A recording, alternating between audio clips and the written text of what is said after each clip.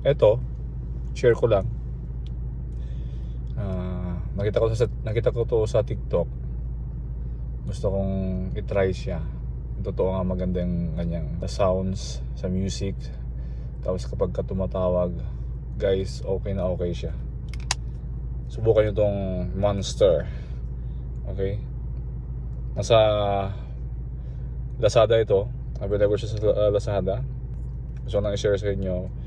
Yung experience ko dito, guys, is sa lahat ng mga naka-iPhone na may headset, ganun na ganun yung kanyang sound effect.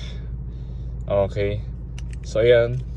So siyempre hindi ko pa may share sa inyo kung gaano kaganda yung kanyang sounds. Okay, so try nyo guys. Ano yun, magkano pala ito? Murang mura lang to guys. Nasa